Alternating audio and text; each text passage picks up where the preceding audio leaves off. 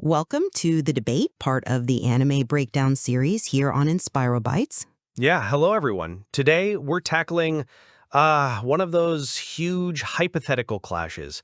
Satoru Gojo from Jujutsu Kaisen versus Sosuke Aizen from Bleach. An essential question is pretty explosive, right? Which of these reality-bending powerhouses would actually win in an all-out fight? That's the one. Now I'm going to argue that Aizen's adaptive evolution and, well, his fundamentally superior spiritual existence give him the decisive edge here. And I'm taking the position that Gojo's absolute defense, his infinity, and that devastating domain expansion, well, they secure his victory. I mean, if you control the space around you, how do you lose? We'll see about that. Okay, let's start with Gojo's core abilities. He's nearly untouchable because of infinity. It's basically Zeno's paradox in action, right? It constantly divides the space between him and anything coming at him, so physical stuff just doesn't reach. Unless it bypasses space itself. Right, or it's not based on movement. But if Aizen somehow gets past that or forces a close-quarter situation, Gojo can deploy Unlimited Void. That's his domain expansion. It just instantly traps the opponent's mind, floods it with infinite information, boom, total paralysis. We saw it work on Jago. Okay, but hold on. You're assuming they're operating on, like, the same fundamental level. Aizen, especially with the Hogyoku fused with him, he's basically a transcendent being. He's got constant, unconscious evolution going on and is effectively immortal. He's survived attacks designed to literally erase spiritual existence. And his raw spiritual pressure, his Reiatsu, that's not just energy like cursed energy. It's more like pure existential force. It's so immense that powerful Shinigamis struggle just to be near him. That suggests a kind of power that might just ignore Gojo's physics rules entirely. So, okay, this is the first big clash point then. Can Aizen's raw spiritual power, his Reiatsu, just brute force its way through Gojo's infinity? Because infinity isn't about blocking strength, it's about dividing space. And I think it absolutely can. See, you're assuming infinity can even process something like Reiatsu correctly. Reiatsu is tied to his very being, his will. It arguably operates on a plane above the sort of physics Gojo manipulates. If infinity is just filtering based on, speed, or maybe cursed energy signatures, then Aizen's overwhelming presence, his existence, might just bulldoze through that conceptual barrier. It's a qualitative difference, not just quantitative. I'm not sure I buy that interpretation of infinity, though.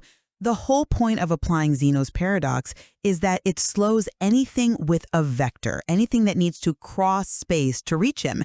Whether it's a punch or a blast of spiritual energy, it still has to travel. And Gojo's six eyes give him perfect perception and control over this. So unless Aizen's attack literally doesn't move through space, maybe pure telekinesis or some kind of conceptual binding that bypasses distance entirely, infinity should stop it.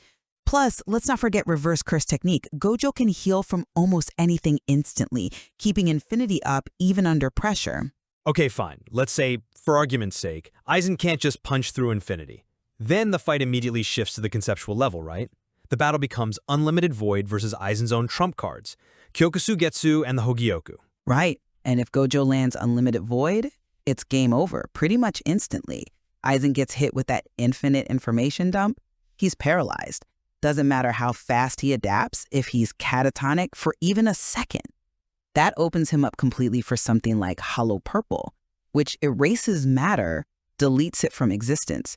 It's a mental kill first. A quick win, maybe, if Gojo can actually target the real Aizen.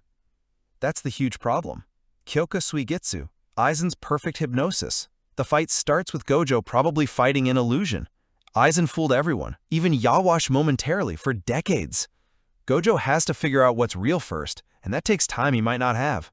The perception issue is tricky, I'll give you that. And even if he does land Unlimited Void on the real Aizen, the Hogyoku, its whole purpose is to manifest the user's desires and adapt to danger. If the danger is infinite information overloading the mind, wouldn't the Hogyoku just evolve Aizen's consciousness? Make him capable of processing it or filtering it or just becoming immune to that kind of mental attack? That adaptive immortality means Gojo might not have a permanent way to put him down. So it really comes down to this then. Can Aizen's spiritual power or his illusions get past infinity? And if not, can Gojo's unlimited void take Aizen out before that insane Hogyoku adaptation kicks in? Exactly. And for my money, Aizen's guaranteed adaptation and the fact that he's essentially immortal, well, that makes winning functionally impossible for Gojo. Gojo's powers are incredible, yeah, but they still seem bound by some kind of physical or spatial rules, however bent they are. Aizen, with the Hogyoku, arguably transcends that. A fascinating clash of concepts, definitely. It's a tough one to call. Well, that's our debate for today. Thank you for joining us here on Inspiro Bites. Yeah, thanks for tuning in. If you enjoyed this breakdown, definitely give the video a like, and hey, subscribe to the channel for more anime debates and breakdowns just like this one. We'll see you next time on The Debate.